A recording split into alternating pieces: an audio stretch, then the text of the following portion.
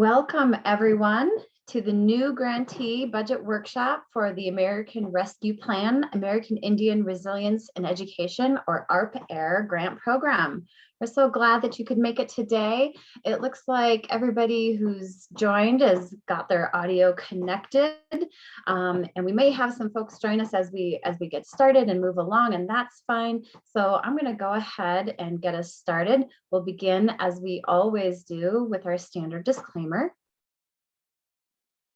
This presentation was produced under U.S. Department of Education contract number GS00F115CA with Synergy Enterprises, Inc. The views expressed herein do not necessarily represent the positions or policies of the U.S. Department of Education. No official endorsement by the U.S. Department of Education of any product, commodity, service, or enterprise mentioned herein is intended or should be inferred. Okay, so here is our topical agenda for today. First, we're going to go over some fiscal basics before breaking down your budget just a little bit further. And then we'll look a little bit more closely at developing your budget revisions. And we'll save some time at the end of our session for some Q&A. So just a few notes about logistics. If you have questions along the way, you want to type those into the chat box. We'll be sure to either address those as we go along. We'll save some time at the end to specifically go over any questions that didn't get answered. That'll also be a time for you to come off mute and give voice to any questions that are still remaining or any follow-up questions that you want to ask. We only ask that as we're moving through our presentation and information sharing today, if you're not speaking, to keep that your line on mute, and that'll help keep the audio clear so that everyone will be able to hear the questions and responses and information. That'll also ensure that we get good audio for when we post this recording. You will be able to access today's session. After today, we'll post it to our YouTube site, and we'll make sure that you get that link before we leave today as well. Thank you all for making the time to be here today. I'd like to make a couple of introductions. First, some of you may already know the discretionary group leader, Dr. Donna Sabas-Burns. And you may also already be familiar with your program officer for the ARP-AIRE grant program, Ms. Shala Ortega. And I'm pleased to introduce and hand over the reins to her now. Thank you, Tracy. Hi, everyone. Welcome back to our second TA workshop. What I'd like to do today is to take you through some aspects of your grant budget and how you can put together a revised budget if you need to do so. Just keep in mind that when it comes to your specific grant budget, you and I may have to have a one-on-one at some point and discuss the rationale for some of the changes you make. I will reach out to each of you to schedule a post-award call and discuss, budget-related issues as well. Next slide. So what we're going to do today is touch base on some fiscal basics. Next slide.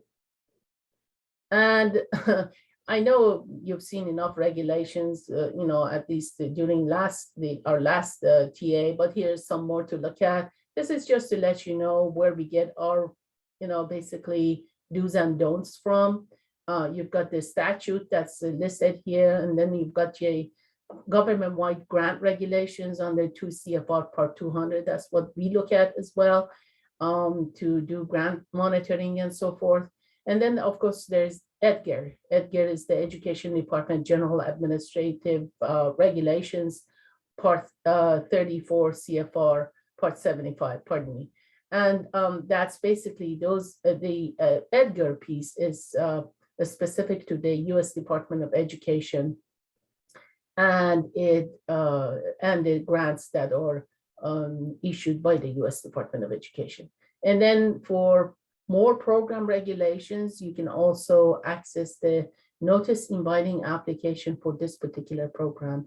And this is a link to that. Next slide.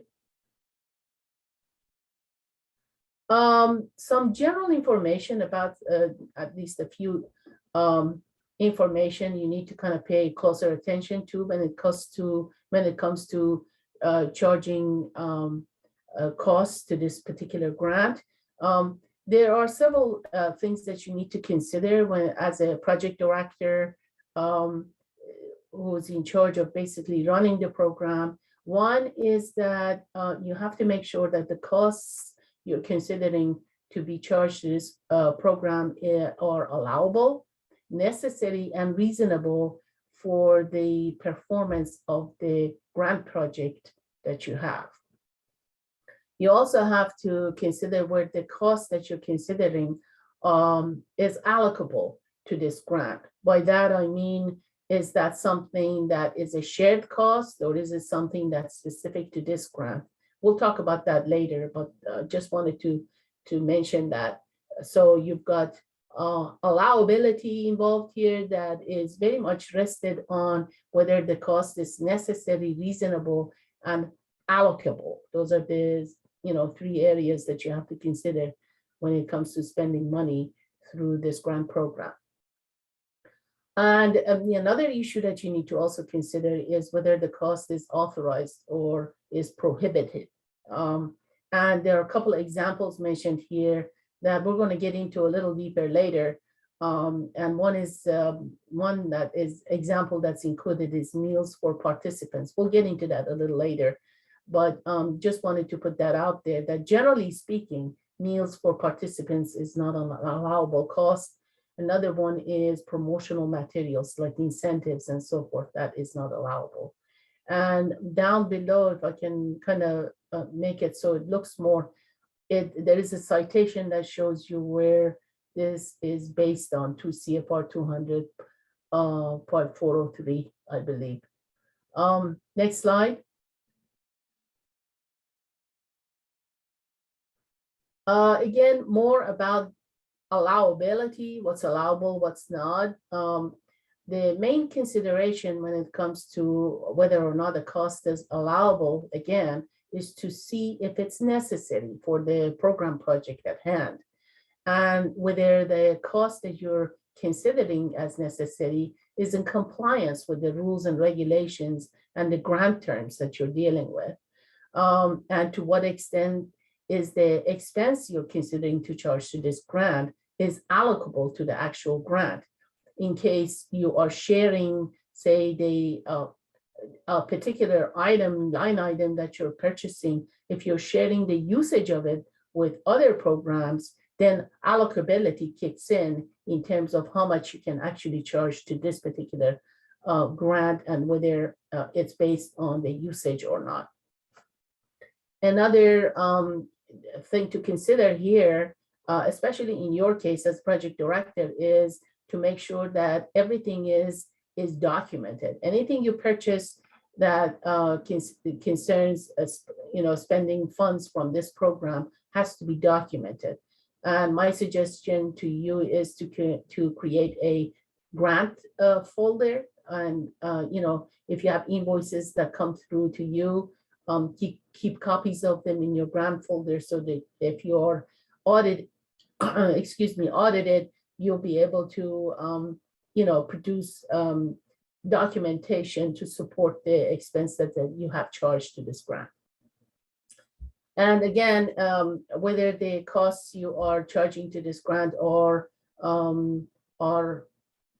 actually applicable under the rules and regulations that govern the grant. Next slide. Again, this is more of the same. It's basically talking about reasonableness and necessity of the costs that you're charging. And it's also telling you to follow sound business practices when it comes to looking for and purchasing certain line items for your grant specific project, and make sure that the line item that you're purchasing are in keeping with the market value, market prices in your area where you're located, and that they're kind of prudent under certain circumstances, so that you're not paying more than what the market price value of what you're purchasing is. And you should also, again, consider the fact that whatever you're purchasing should be based on the grant policies that apply to your grant project. Thank you. Next slide. More on what is allocable or not. And basically, allocable means whether you have certain costs that are associated with more than one grant project or one project. In this case, we're talking about ARP-AIRE, and that you may end up having certain line items, like a copier, for example. This is the easiest example I can use, that is being used, but it's not exclusively used by for projects that are related to the particular grant we're speaking of, and that it's a shared sort of line, item, supply or equipment in that case. And if that's the case, you have to make sure that what is being charged to this particular grant is in relation to the amount of usage of that particular copier, so that you then end up charging the full cost of the copier to this particular grant, but having the copier used for other programs as well. Again, this is something that if I were you, I would consider having a conversation with the finance department or finance office or the business office within TEA or the tribal government to make sure that you guys are all on the same page when it comes to covering costs that are related to this particular grant. So again, if the costs you're considering for a line item benefits more than one project, then you have to charge the cost to this grant in proportion to the usage of that line item for this particular grant. Another example you can use here is the percentage of time that is used for the project director. There may be a project director that is using a portion of his or her time on this grant and a portion of it on some other grant. So only the portion that is used for this grant can be charged to this particular grant fund as well. And that the same goes for the fringe benefits for that particular employee. Next slide. And this slide gives you some links to tap into to get some training in terms of what is allowable, allocable, or necessary. There is the Uniform Administrative Cost Principles to CFR 200 and a link to that if you're interested to kind of take time and take a look at it when you have more time to do so. There is also a training module, a link to a training module that you can tap into to kind of, become more familiar with some of the resources that cover the uniform guidance for cost principles. Next slide. Okay, now we touched base on what's allowable, allocable, necessary, and reasonable. Now, what we'd like to do is go over the actual budget that you're going to be working from. Next slide. Now, you have a certain amount of grant award amount for this year, so that's all you're going to have to work with, and that's and like we said yesterday, you can see the amount on your grant award notification in block 7. And what it says, this action in block 7, it's referring to the first year of your grant. And that's just an example. It's not the actual money you received. And and the grant funds that is for this action, meaning the first year of your grant, in this case, is for a 12-month budget period. So just keep that in mind. For if you have $200,000 for the first 12 months, you're not going to spend the $200,000 in the first 6 months. It has to last you for 12 months in that, in terms of the first year of the grant. Now, the last line item in block 7 refers to actual amount you'll be receiving or expect to receive rather over the 3-year course of the grant period. Next slide. And here are the budget categories that were included in your grant application. Don't invent new budget categories. These are the budget categories that you need to adhere to. And there are fringe benefits, personnel, fringe, travel, supplies, contractual, other, and indirect costs.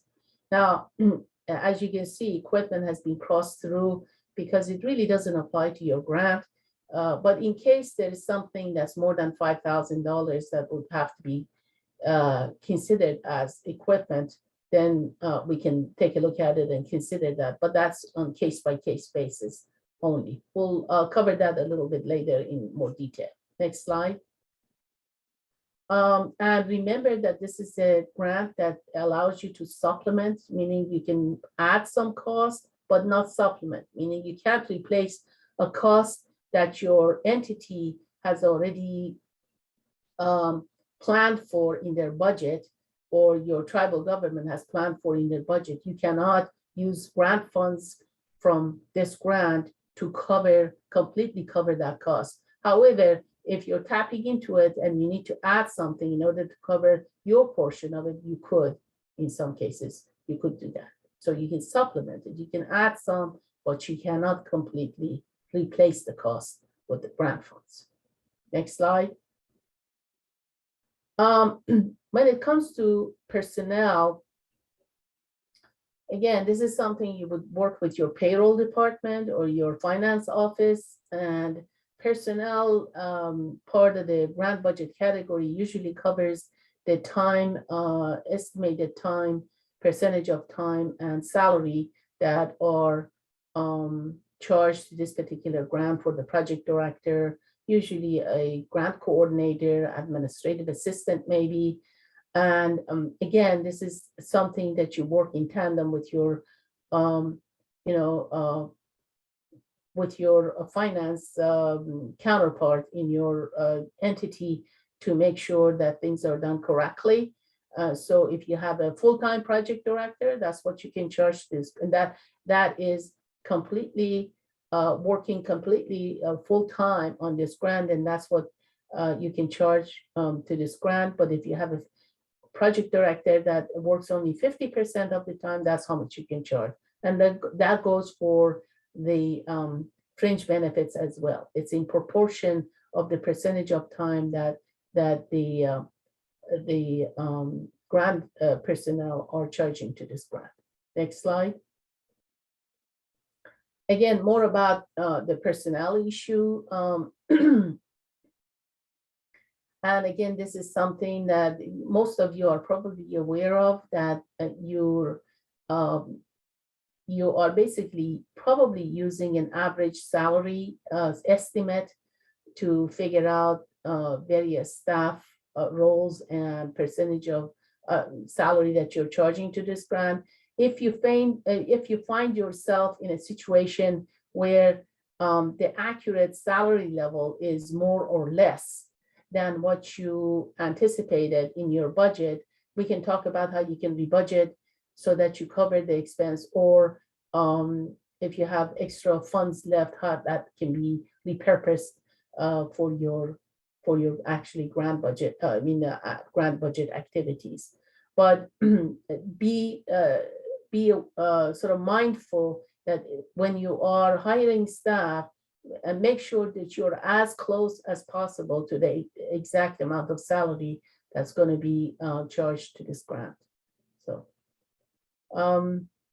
again, if you are trying to cover payroll issues such as, how to cover for extra duty pay, this is something you need to contact your payroll department to see how staff is paid and to attend a training or on a Saturday or on some other day, and figure that out. And you can actually charge that to the grant if need to, but if that's something that you need to discuss with your payroll department or the finance office first, and of course with me as well. Next slide. Fringe, well, this is basically is nothing new, and you've seen it in many cases what the fringe benefit actually covers. Yes, you can charge fringe benefits to this to the grant funds here for staff that are serving or charging their time and effort to this particular grant. And your typical fringe benefit covers workers' comp, health insurance, and part of their Social Security and Medicare probably. It may also cover other costs under the fringe benefit package that your entity offers and has negotiated, which you may be able to charge as well. So again, make sure that you are in touch with your payroll department to make sure that you're using the most current fringe rate when it comes to charging fringe benefits to this grant. And here it says it's better to overestimate than underestimate. I must say, either way, you're going to run into an issue. And the best way to basically deal with that is if you're overestimating how to use the funds that are remaining to repurpose for the actual project activities that are approved, or if you're underestimating how to move money from other areas without hurting anything in terms of carrying out the approved project activities. So next slide. Another budget category that we kind of flashed a few slides back was travel. You are allowed to cover travel expenses for this grant for approved project activities. And that usually covers airfare and baggage fees and so forth, per diem, hotel stay, registration fees for approved conferences or training sessions, and of course, mileage if it's local travel. Again, for per diem, you or your finance department typically follows the GSA per diem rules and regs. And there's a link to that. If you're curious and want to learn more about it, you can use that link and see what it is for not just the area where you are located, but also where you're traveling to. Next slide.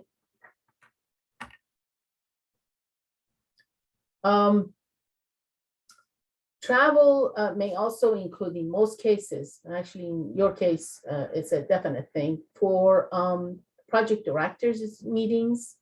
We typically have a project directors meeting every year. We used to have individual project directors meeting in terms of individual programs, not individual project directors. And it used to be in person, but over time we've decided, since the COVID hit, we decided to go virtual. And what we have done, at least we did last year, was to combine our project directors meetings from various OIE funded discretionary grant programs into one mega project directors meeting. And it was done virtual, and it was extremely successful and user friendly and so forth. And we're going to be doing the same thing in the coming year for your first year grant. So there is going to be a project directors meeting, but it's going to be combined with other programs that we have, and it's going to be virtual. And if you've allowed funding for that meeting, like it was going to be in person, that's fine. We can discuss on individual basis how you can repurpose the funds for the travel that you had for the first year for this particular meeting into other approved project activities, or maybe carry it over into the next year where you may have travel involved, and we can discuss that as well on individual basis. And other potential travel expenses could also include conferences and training events and mileage for your leadership staff to travel to program sites. It may also include mileage or local travel for, say, if you're working with your LEA partners, you may decide to cover their mileage to, if you are hosting a meeting at your location, you may want to consider that. That's allowable if you want to do that. So that's something to be considered. And if you're thinking about doing that and haven't included in your budget, haven't allowed expenses for that, we can always talk about it, and I can guide you through how that can be accomplished if there is enough funding left in your grant budget to do so.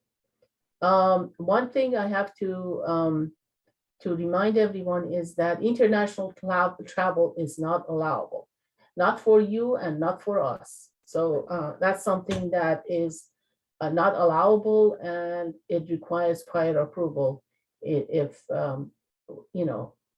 if we run into that. But I can guarantee that we're not going to have that. Actually, we're not going to revisit that. So next slide. We often run into a lot of questions from grantees who are not sure what's equipment and what's supplies. What is considered to be equipment versus supplies? And one simple, or I guess, rule is to look at how much it costs per unit. So if you're purchasing something that costs over $5,000 per unit, I'm talking about a single line item, single unit, and it's over 5,000. That's considered to be equipment, even though it may be considered supplies, like a copier. I'm sure copiers are not more than 5,000, but let's say they are. If they're more than 5,000, then it would be considered equipment. But if you go after the copier that's more than 5,000, you also have to remember the issue of allowability, and whether it's allocable to one grant and so forth. So, or whether it's necessary to have that kind of expensive piece if you can get it, for less. But that's just the distinction that's made in terms of what is an equipment and what is not. If it's more than $5,000 for one single unit per line item, then it's considered equipment. If it's 5,000 or less, it's considered supplies. Suppose you want to buy some laptops and you plan to buy, 6 laptops that take you over $5,000, each considered, $1,000. That in itself, because it's over 5,000, is not considered to be equipment, because each unit per unit is only $1,000, and you're buying several of them that add up to more than 5,000. It's still considered to be supplies. Equipments are require prior approval. So there are things that you could buy that could be more than $5,000, like smart boards. However, if you need smart boards, you really do need to make a justification why you need them, especially if you didn't include them in your approved application. So you need to make a very strong justification why you need it. Supplies do not require approval. However, if you are buying anything more than your typical office supplies, and you need, say, instead of buying 5 laptops, you need all of a sudden to buy 10 laptops, I would appreciate if you keep in touch with me to let me know in advance why you need it, and not just drop like a line item in your revised budget, and provide enough justification why you need more than you expected in your approved application. I'm not saying it's not doable. I'm just saying that we need to talk about it a little bit to understand what it is you're trying to use the extra laptops that you're planning to purchase. Next slide. And this is very, obvious. Construction is not an allowable expense under this grant program. Next slide. Contracts, we're going in this and in next few slides, we're going to talk about contracts and contracting for services. And most of you have contractuals included in your, application budget, grant application budget. And typically a contract is with an external organization or individual with whom you may have an agreement to provide particular services for a certain amount of money that you have agreed to pay. And when it comes to contracting, make sure that you follow your entity's contract policies. Typically, your entities, contract policies, your tribal government's policies when it comes to contracting for services or contracting to hire are based on the state where you're located.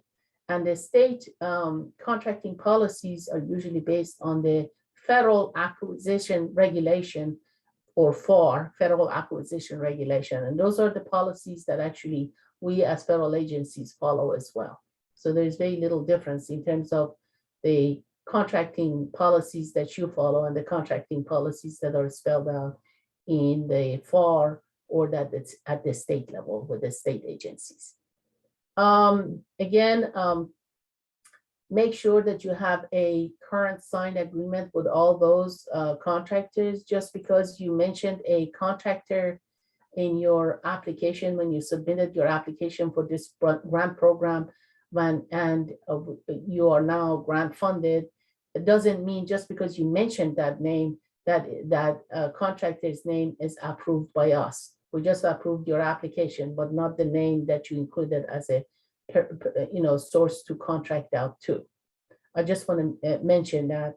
And also always follow best practices when you establish a contract, to make sure that the goods and purchases that you're trying to advance through a contract for services are spelled out on what the expectations are from the source that you're contracting from. Typically, what you contract for is for professional development services, or having to have an external evaluator hired for this program. This program doesn't require you to hire an external evaluator. However, we do require you to have evaluation done annually on how the program is progressing in terms of the goals and objectives that are set in your specific project.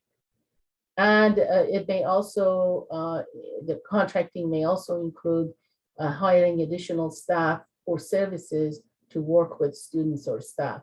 One thing I have to remind you, and it's, I'm going to repeat that in several, slides past this one, is that the project director's role and responsibilities cannot be contracted out. That is one area where you cannot contract out the roles and functions of the project director. The project director for this grant must be a employee of the entity that received the grant funds. So that one role cannot be contracted out. Next slide. Again, more about contracting for services through this program. You have to follow the procurement transactions and the rules and regulations that follow or govern the procurement transactions that you plan to do through this grant. And excuse me, like I said, the rules and regulations that apply to contracting for services for your entity or for your grant through your entity or your tribal government are basically more or less the same as the ones that the states follow and also the federal government follows. Again, here again, we mentioned the fact that just because you included a name of a contractor in your grant application and you're funded now for that grant, doesn't mean we actually approved that contractor to be hired. You have to keep in mind that when you're hiring for contract services, that you follow a full and open competition to actually select your contractor for the services you have in mind. So make sure you follow full and open competition rules and regulations.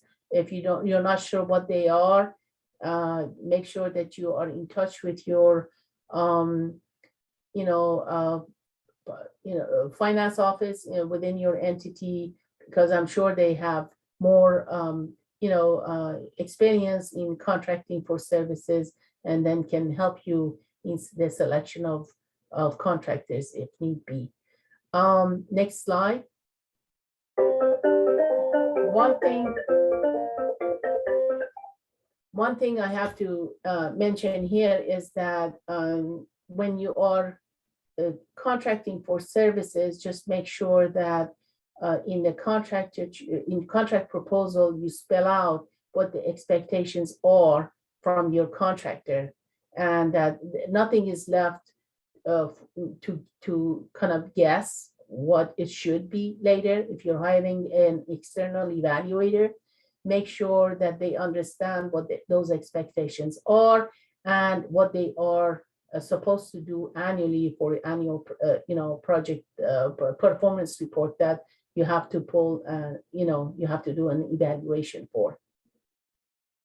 And again, when it comes to hiring contractors, make sure that you give preference for training and for hiring Indian sources in connection with the administration of the grant, and give to Indian organizations, give a chance to Indian organizations and Indian-owned economic enterprises a chance to apply in that open and full competition that you are going for.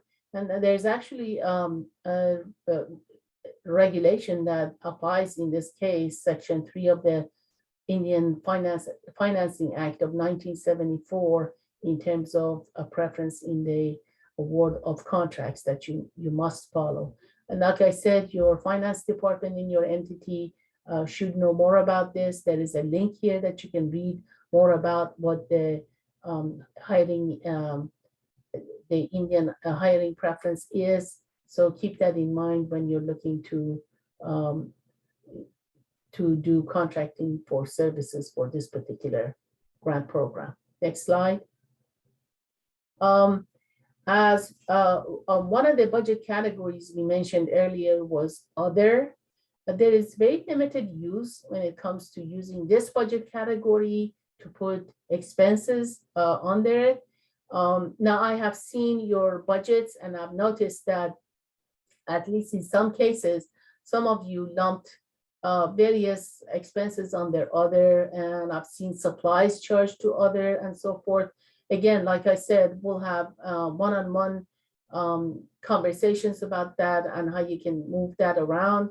Some of the examples you could use for other would be something like stipends to elders. And in this case, if it's something that you have to check with your payroll department, of course, in your entity to make sure that's how it's done.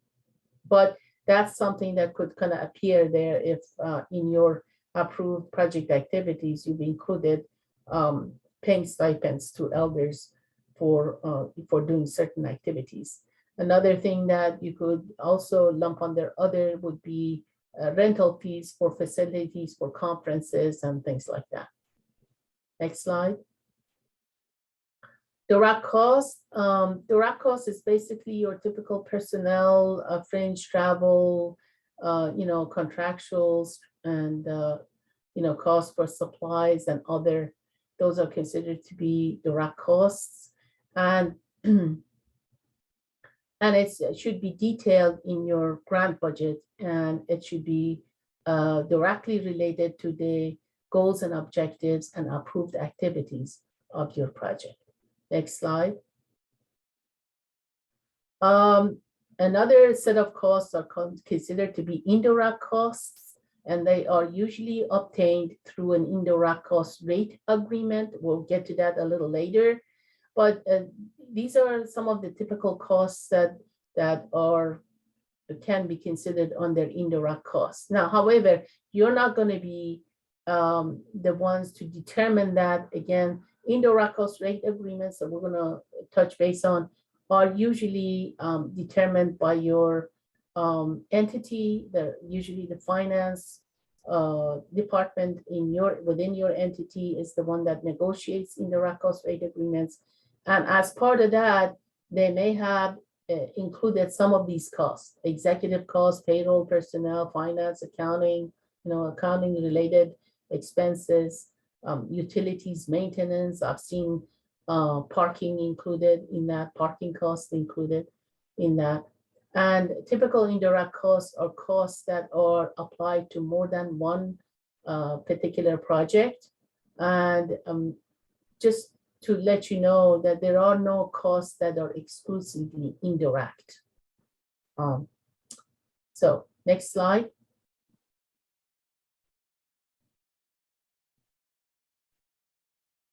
Next slide.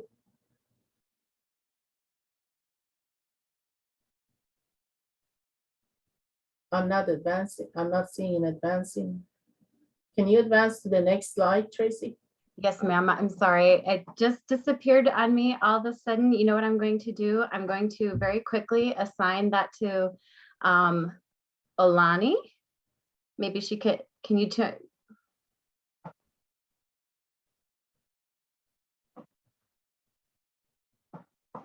One thing, I'm so sorry. No, don't be, it's, you know. Going to quickly bring that right back up so we can continue on. Small technical difficulty. No problem. I think the next slide is going to be about restricted programs you need to add or something like that, I think. Or indirect cost rate agreement, rather. Yeah, it's indirect cost rate agreement. Yes, it is. Okay, good. Thank you. Oh.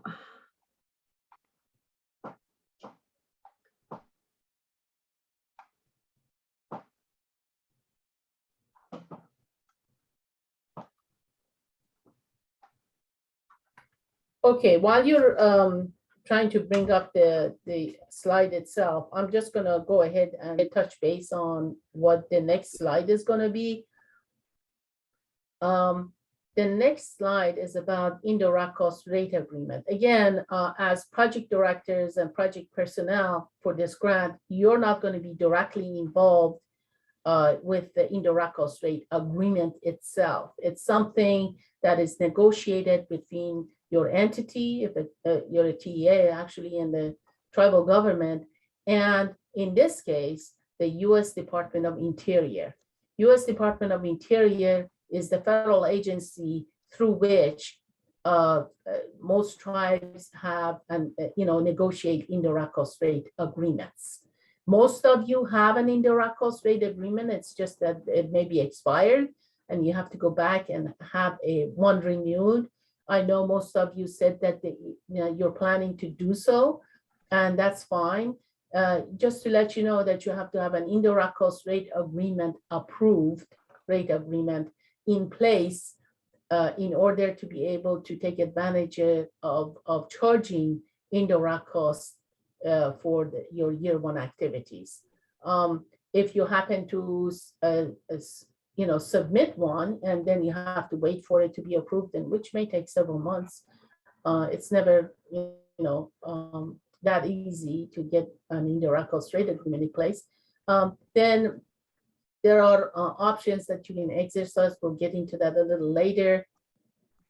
But if you don't charge indirect costs, you can always, once you have an indirect cost rate agreement in place, you can retroactively charge indirect costs for the approved activities that you have performed, during the year, the grant year.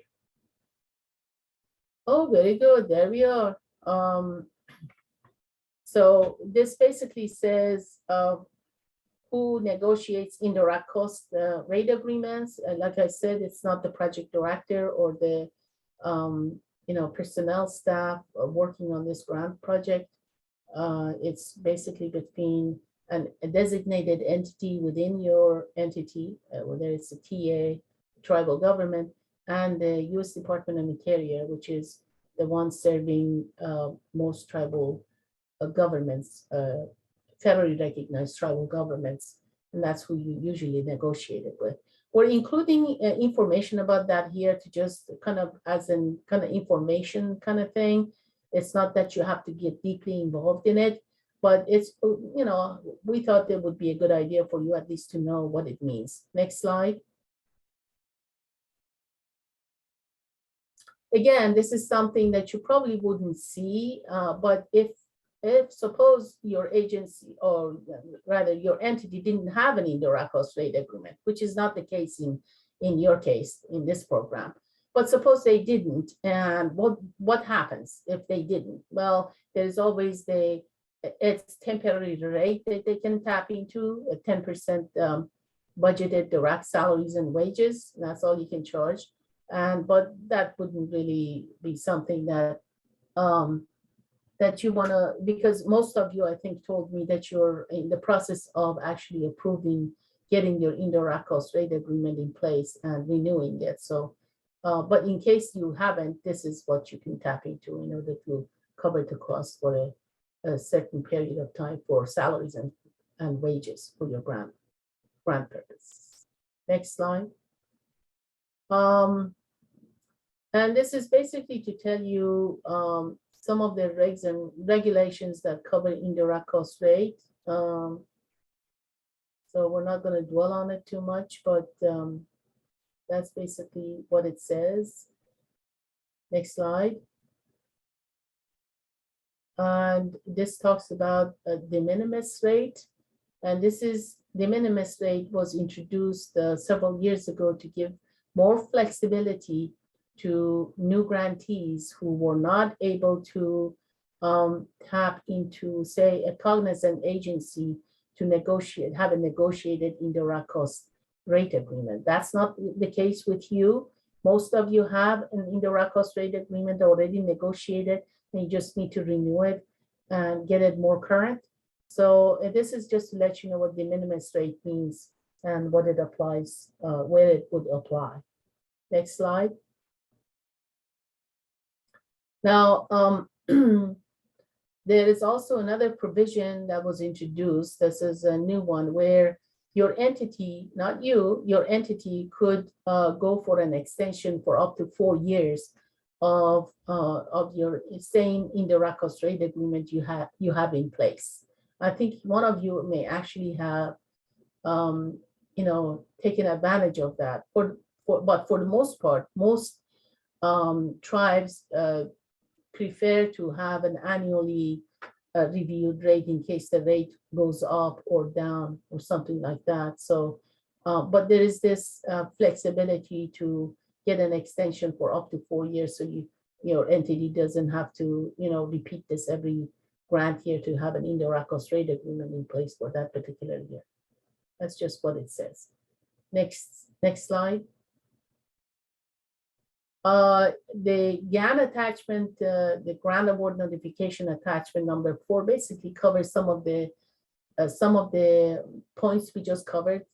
And in addition to that, it places basically a limitation on recovering indirect cost rate until you have a negotiated rate agreement in place.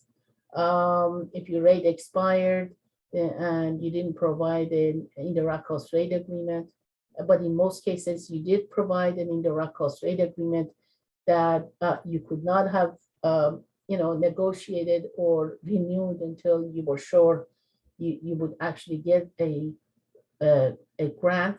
So most of you, I think, are going to be renewing it to cover your grant activities for the coming year. And of course, it says here that you have 90 days to submit a proposal to the cognizant agency. So your entity has 90 days to submit a proposal to renew it, to have a negotiated rate in place. I know some of you have already done so.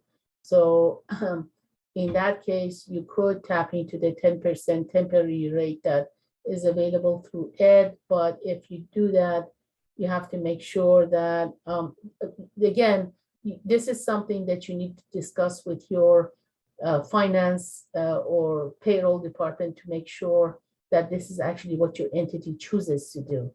So it's not something your project director decides to do, but you have to kind of look into it to see whether there is an advantage to do this, to you tap into that temporary 10% rate while you're waiting to have your rate renewed. But if you have a rate renewed, then it's retroactive to the submission date, whenever that submission date was. Next slide. This is just to give you some resources to tap into if you wanted to, you're more curious about learning more about indirect cost rates. So there are guides that you can follow, tap into to read more about it when you have more time. And then there is an FAQ that you can tap into from Ed that talks more about indirect cost rates, the do's and don'ts and so forth. Next slide. Here, if you are one of those folks, and you are not going to be, but if you need to contact someone in the Department of Education about indirect cost rate that you want to obtain through the US Department of Education, that's who you contact. However, most of you are obtaining your indirect cost rate agreement through the US Department of Interior. If you have questions about the US Department of Interior indirect cost rate agreement, that's who you go to. You don't go to the Department of Education to find out about the US Department of Interior. So each agency handles it differently maybe, and the US Department of Interior is the cognizant agency for your indirect cost rate agreements. Next slide. These are some of the typical expenses that we consider to be a no expense.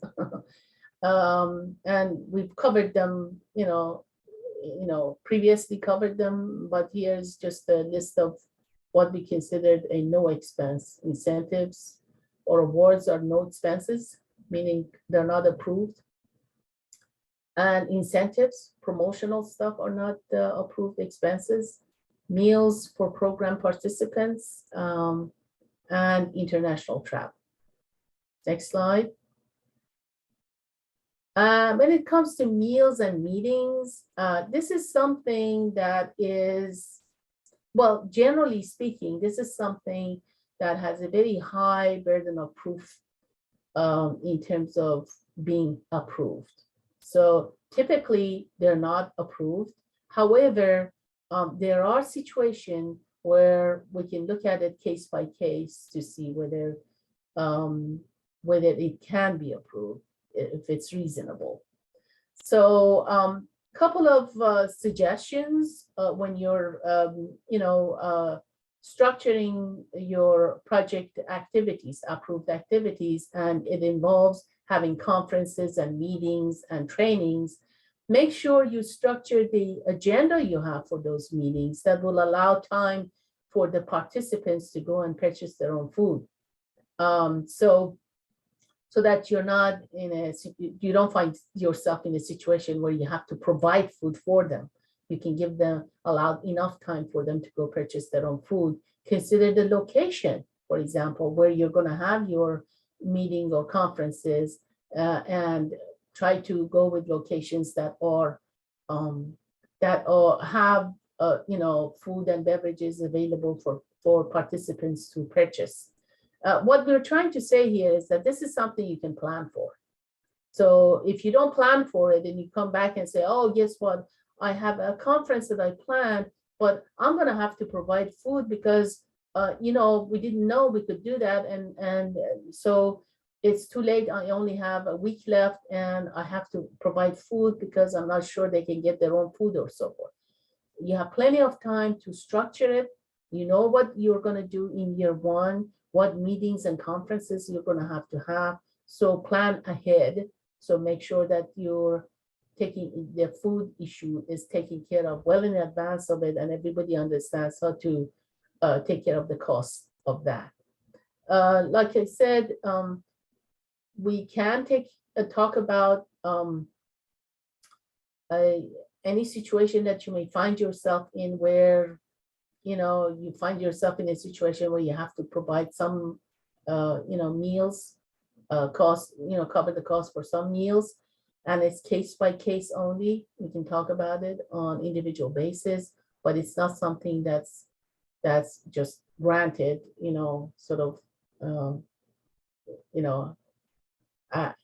just regularly granted. It's something you have to look into very carefully. Next slide. Again, more about meals and expenses, and there is a link for you to go back and learn more about it. And just because you have a session you're running that involves networking is not a justification in itself, for example, to provide food for participants. Just keep that in mind. Meaning you can't just use routine, say, justifications to cover food expenses through your grant. It has to be something a little more unique than that. And like I said, it's a case-by-case basis in that respect. Next slide. Here are some of the examples of what we say yes to. So it's not just, you're not just left with what you can't spend money on, but you can spend money on certain line items. If you have, say, budgeted, like I said, for 5 laptops, and each one you projected to have to cost $2,000, but you actually end up paying less for it, and you have some money left over in that budget category, you could buy more laptops for that if you wanted to, and if you had a reasonable expectation and a need for it. You know, it's not just buying more of the same because you have money left, but that you actually found out that you could actually use a few more laptops now that you have money left over, and make sure you do have a good justification for that as well. And remember, you need to keep, tabs on all the expenses and keep invoices and so forth, and have a good justification and a good grant file folder to make sure that you can back up the expenses that you charge to this grant. You can move money between budget categories. And the examples given here are, say, for example, if you can't fill a staff position, you could kind of look to sort of hiring a consultant to put, to fill that staff position. However, remember that you cannot use project director's position to hire an outside contractor to do that position, to fill that position. That's one position that has to be whoever is employed in that position must be an employee of the entity that has received the grant award. Again, this is an area where if you find yourself in need of sort of talking to someone, I'm here.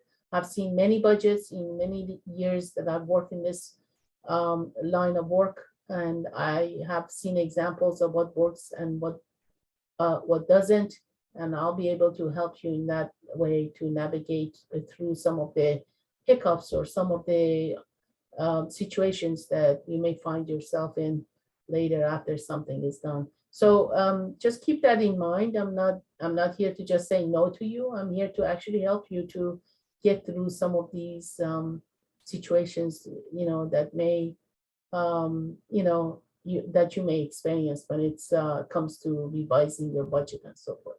Next slide. Okay, here we're going to use some budget examples on how you can do some revisions. Next slide. And what requires prior approval and what doesn't? Do all budget changes require prior approval? Remember, this is a slide we used yesterday in our orientation, and I said yes and no. Not all require prior budget approval. However, I would really appreciate if you keep in touch with me to let me know what it is exactly you're trying to do. I may be able to help you in that respect and help you kind of avoid pitfalls that are sometimes there when it comes to moving money around, moving something from, say, personnel to contractual or vice versa, and some such things. So just keep in touch with me and let me know what you plan to do, and we can have conversations around your needs in terms of budget revision. So one last thing to say here is that make sure that you keep the budget that you have on file with OIE up to date. So don't make just budget revisions on your own. We need to know what changes you have in mind and whether you and I are working from the same page. So we need to just make sure that you let me know if there are budget changes that you're thinking of, and not just do it on your own, and share that with me as well. Next slide. And here's an optional budget revision tool that we have come up with. Tracy, could you switch to that other version you showed me this morning? Thank you. You're muted, Tracy. Oh, there we go. And could you, Right, is it seeing the possible to show the whole page? Certainly. Yep, I'll just adjust that for you. Okay. There. Oh, great, thank you. Here's an optional budget revision form.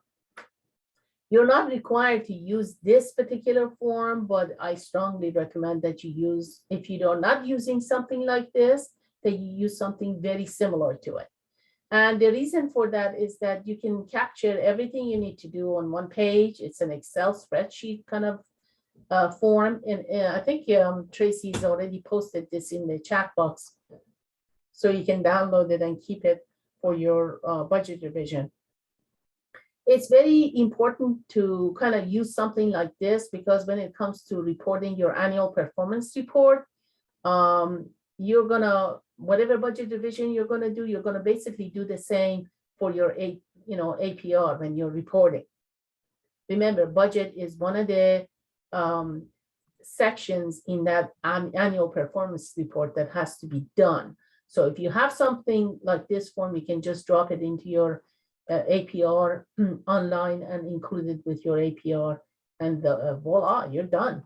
So so it's very easy to follow. It's based on grant budget categories we discussed earlier, and it gives you very clear, columns where you need to put your the current budget that you have based on the approved budget amount you received. If you have $200,000 and you have, I don't know, 100,000 personnel, I'm talking about the current budget that you have already as part of your approved budget. That's where it goes. And carryover doesn't apply this year. Fresh year, you skip that, and then you go to the total existing budget, which is column E, and you fill that in. If you are making budget changes, that would be column F. That's where you make your changes, your proposed budget changes, whether you're moving money from one category and moving into another category. It would be from that column F that you use to show that. And then column G is basically your total revised budget. In this case, it would be just what you were awarded, what you moved from, and where you moved the money to, and you show the total revised budget for each line item, each budget category there. The last column, column H, is where you explain things. How did you, why did you move, say, $10,000 from personnel to, to contractual? Why did you do that? You want to say why, and then not only show that you showed $10,000 moving from personnel to contractual, but when you get down to contractual, you also need to make a notation to show that the $10,000 that you moved is from personnel. So make sure all that is supported throughout your budget, the budget revision that you're submitting. This is basically a blank form. Let's go to the next one so we can show you an example of what it would look like here. And this is the same budget form we were looking at. Again, it's an optional form, but if you come up with something else, make sure it's basically copies the same kind of information we're looking for. Again, personnel budget categories, that's line A and B. And then again, or you have personnel under, program director, it's the same as project director. And you've got your program coordinator or a grant coordinator, each getting paid salaries. And you're not making any changes, you're just moving it to how much it is. And then if you are making changes, like for example, making changes to the fringe, if you go across to column F, you're actually adding, you may have underestimated the fringe and you're adding $2,600 to bring it up to what the actual cost is. Excuse me. And if you are, you need to make sure you tell us where that additional $2,600 is coming from, because your original budget was only $20,000. The $2,600 must be coming from somewhere. And you make sure that you actually state what that is. It just may be that $2,600 was more than what you estimated in your original application, in which case you have to take it from somewhere in your budget line item categories to transfer to the fringe line item. Remember, you may have received something like $300,000 for year one. You're not going to receive any more. You just have to rebudget, take money from one area to put in fringe, for example, in this case, to cover the additional expense that you did not anticipate. So, and again, there are examples of supplies and contractuals, if you go down. And that's how it would look like. The budget total, by the way, excuse me, Tracy, I noticed something different here. The budget total for revised budget, column G, and column C must be identical in this case, because all we're doing is moving money around from one category to another. We're not adding money. There is no carryover. So I beg your pardon, there is some inaccuracies here, but that's what it should be. So in your first grant year, all you're doing, because you don't have carryover, all you're doing is readjusting your original budget to accommodate for some of the things that may be more or less now. For example, fringe was one example. So if your fringe was $20,000 initially in your approved budget, approved application, but you realize now that it's actually $2,600 more than what you anticipated, you need to kind of move money around in order to cover that. It's not something you cannot do. But the total amount in column C and column G should be the same for year one. So if you have $200,000 that are spelled out in column C, could you go down, Tracy? All right. If you have, say, in here, you have $151,500, that's the total amount you have for year one.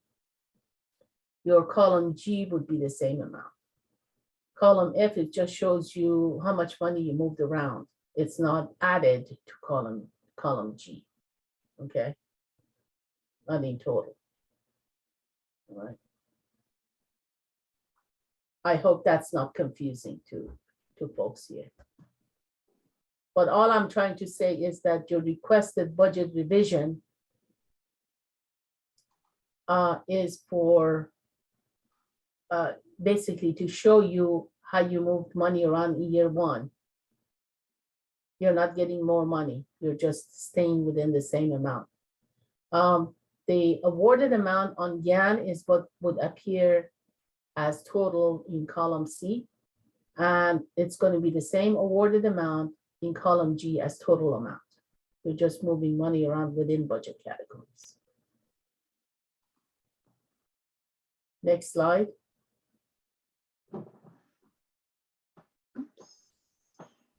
Oops.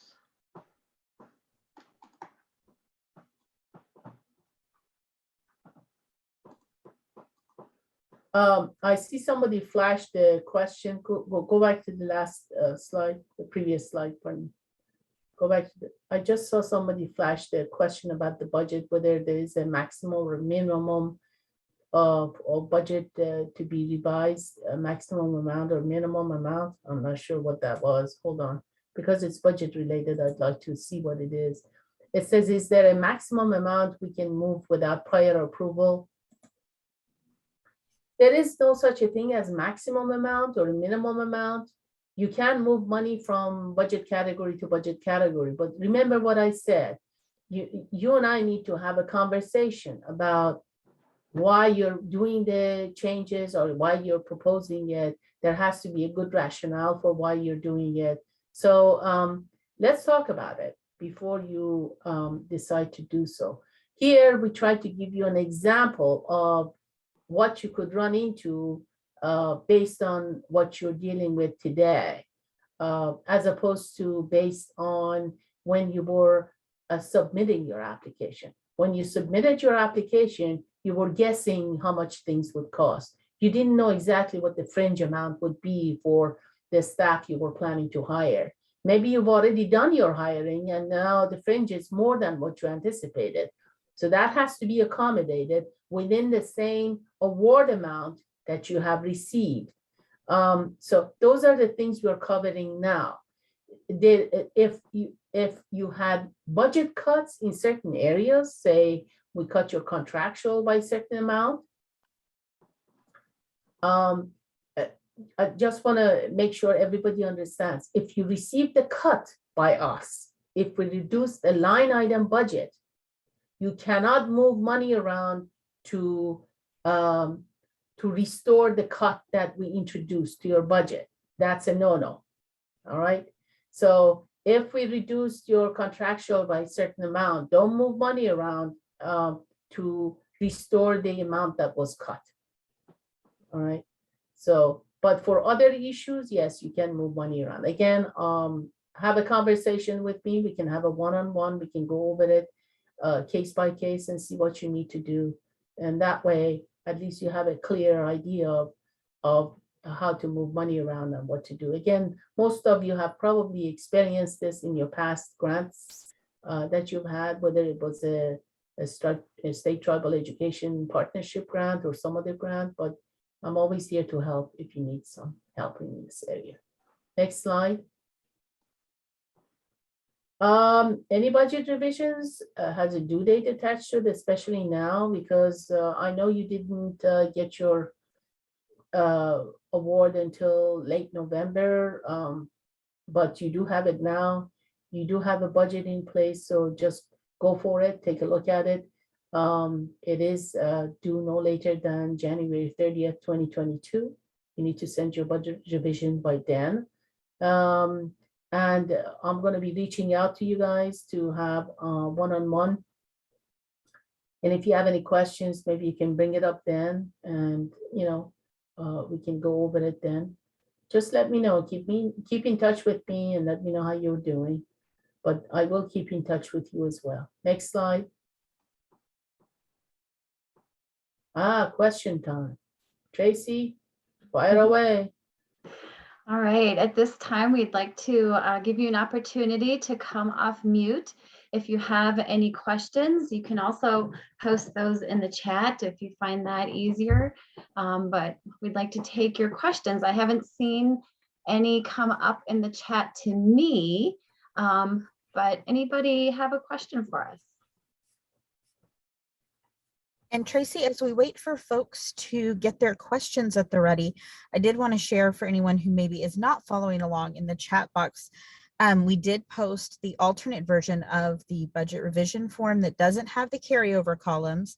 And so you can use that and not have to fiddle with avoiding columns. It just has your basic year one budget revision columns in it. That's great. Thank you for doing that. I appreciate it. It was a bit confusing, the one we had on. So that's good. Thank you. Hello, this is Kathy Redhorse. Can you hear me? Yes, Yes, Kathy. Thank you. Okay. Go ahead. I have a question on indirect cost. I know the budget is from November 21 to October 22. I know it's 21-22, but the indirect costs we submitted in the budget was our current rate, which will be changing January 1. So we'll have to revise that budget because any costs that we incur for 21 we'll use our current rate, and costs incurred in 2022 we'll have a new rate that we'll have to use. Is that correct? Okay. The way you look at it is this. we're talking about grant year, all right? So if your grant year started, say, and in this case, it did start 11/29/2021.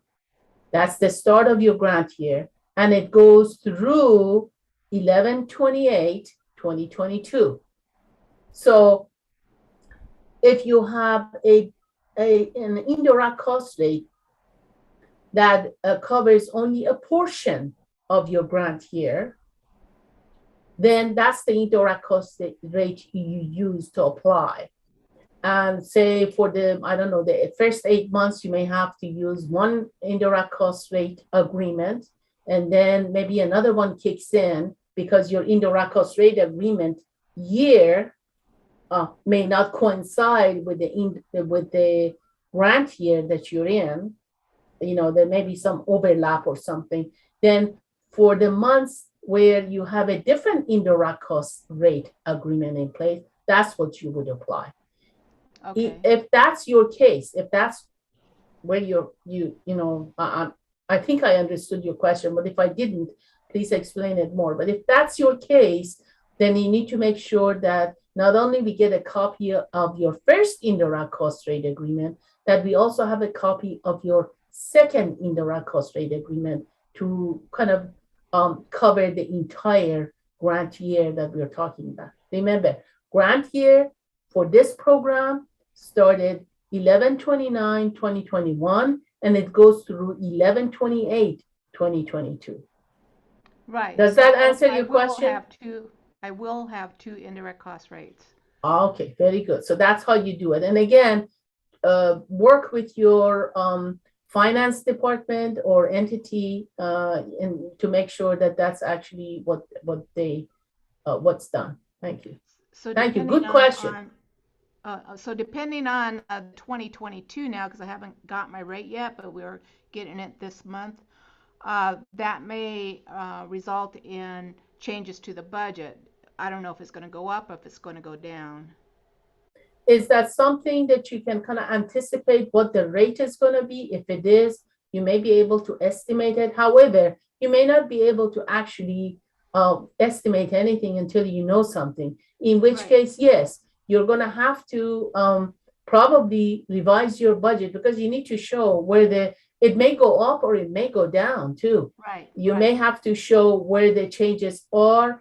And I just want to make sure we all understand, if any of you find yourself in this kind of situation where for example, the rate, indirect cost rate agreement that you obtain is going to be higher than what you estimated in your grant application, you can still revise your budget to accommodate the increase so long as it's reasonable. Okay. And but remember, you're not going to get any more money. You still have to work with the awarded amount that you receive for that particular year. So if your indirect cost rate agreement jumps from being something like 25% to something like 35%, you really have to think hard whether your grant budget amount is going to be able to accommodate that 10% increase. And in that case, my suggestion is to go back and talk to your finance entity to see if there is a way to work around that issue and see if it can be resolved that way. But remember, if you decide to come back and charge 10% more indirect cost rate to the same budget you have, you're going to have 10% less to spend on project-specific activities that you have to carry out. Just remember that you have to kind of balance the situation when it comes to that. Okay, I understand. Thank you. You're welcome. I did see a question in the chat box, and Roxanne has her hand up, so I'd like to give her the floor. Yes, hi, good afternoon, and thank you for hosting this. Shella, our budget that we submitted for the grant was cut by 9,000 and some change. Where in the GANs do we find which line items were cut? The GAN is not gonna, by the way, hi, Roxanne, glad to have you back again. Yeah, thank you. The GAN is not going to show you that. That's why we're going to have an one-on-one to go over those budget cuts. Okay, Okay, so I'll be reaching out to you. We're going to have a meeting call, and we're going to go over those budget cuts and explain why, how, and that sort of thing, and then you can work it out into your budget revision. And thank you. that goes for most of you who may or may not have seen some kind of cut in your requested amount for the year in question. Thank you.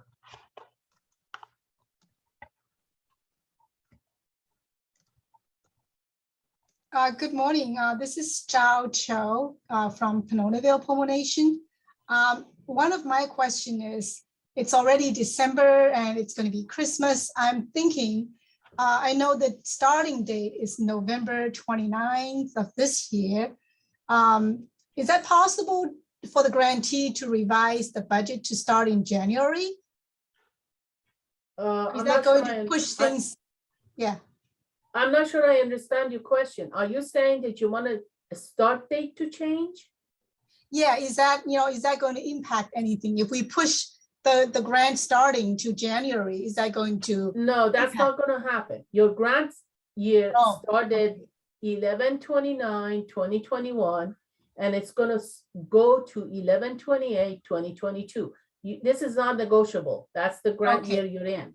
So, however, I understand your situation, and to be honest with you, you're not the only grantee who finds herself in that situation. I was a grantee in my past life, and I can tell you that I experienced that as well. However, you just have to accommodate and do the best you can. You do still have to revise your budget, and if you receive cuts, then that has to be reflected in the revised budget. And as I said to the previous caller, I'll be reaching out to you on one-on-one basis to talk, budget revision with you. So, thank you. You're welcome. Any other questions? We still have a few minutes left here. I'm scanning the chat, but don't see anything that went unanswered there. Just to add something here, folks, I don't want you to get too nervous about your budget revisions and so forth. Just remember, even the most experienced of us run into situations where we have to maybe rethink some of the things we kind of budgeted for and kind of navigate through some of the expenses and so forth. Just remember that you have me as a resource, and we can, walk through the budget together, talk together, and see what best works for you within reason. And then, of course, the governing rules and regulations. So I'll be reaching out to you, but if you have an immediate question, I'm always here to respond. Just let me know via email. That's the best way to reach me, and I'll be available. Thank you. Go ahead, Tracy. Any questions? Well, while everyone's thinking about maybe some final questions today, I'm going to go ahead and open up a poll that we hope that you will complete before you leave today. We do these in every one of our technical assistance sessions. We really appreciate your candid feedback. We take this information, we look at it to see what we can do better to improve our technical assistance services to you. So you should see that pop up on your screen right now. If you could take a couple of minutes to go ahead and fill that out and let us know if you don't see it. We did have a little bit of a hiccup yesterday, so we want to make sure that shows up on your screen. And I see a couple people have found it, so thank you. I'm seeing those answers start to roll in. Very good. While you are reflecting and responding to those polling questions, I'm going to put a couple of dates up on the screen here that you'll want to mark on your calendars. These are opportunities for you to come together as a grantee cohort to get access to your program officer as well as your technical assistance team. We meet regularly with our ARP-AIRE grant cohort for talking circles on a quarterly basis. You see those dates on the screen right now. We have one coming up in January, March, May, and August of next year. They're always at the same time from 1:30 to 3 p.m. Eastern time. So we hope that you'll make a point to join those events. We also host monthly office hours. The next one coming up is next week on December 16th. And those are a little more less formal. You're able to drop in and drop out as needed. If you have a specific question, you can come talk with your program officers, get those things answered. Some people even like to join just to listen to what questions come up, so to see what they can learn from the questions that others have. So please consider joining us for those. Those happen every month on the fourth Thursday from 1 p.m. to 2 p.m. Eastern time. Tracy, could you go back to the, I'd like to cover something real quickly here. Because this ARP-AIRE is a high profile program, we have to provide information to Congress and interested parties about how well the program is functioning, overall program, not just specific projects. So what we're going to do is we're going to get feedback from you, starting with these talking circles that we have scheduled. We are planning to do something in February, and we may repurpose our January 19 talking circles, for example, to kind of run some questions by you and see how you are actually doing in terms of project activities and so forth. I know you're not going to have much to report, but then by March 9, you should be able to have something to share. I just want to remind everyone, it's important for you to attend these talking circles. They're not mandatory, but I really strongly recommend that you attend them. They are extremely useful, and it gives you a chance to hear your compadres and what they have to say, how they're doing, talk about challenges and successes in your programs. So January is our first one. We may come and pose some questions to you and ask you for some information later, say in February. So just be prepared for that, to kind of give us a heads up on how things are during our first talking circle. Thank you. Back to you, Tracy. Yeah, thank you for that, Shal. I appreciate that. I see we've got about 2/3 of it, about 75% of us completing that poll. So please make sure that you respond to that before you say goodbye to us today. We will be posting the recording from today. It'll take a couple of days for the recording to get ready, but you can find it on the OIE Technical Assistance YouTube link. We've put that link for you in the chat box as well. You might want to bookmark that to revisit later. You can always come back to this budget revision workshop. And we do post the talking circles as well. The last slide I have up here on the screen for you today is some key contact information for you. You'll want to make sure you have these emails handy. Please, when you're emailing your program officer or anyone at the Department of Ed and even your technical assistance team, please include the grantee name and your PR number when emailing. It just helps everybody to be able to be more responsive and timely, and making sure that we know who we're responding to, which grant program is asking that question. So please do that. And then if you're on Twitter, please consider following us on Twitter. We have the OIE has a Twitter account. You can find us at OIE Indian Ed. And then down there at the bottom, you see a link to the Office of Indian Education website. There's always a good source of information there as well.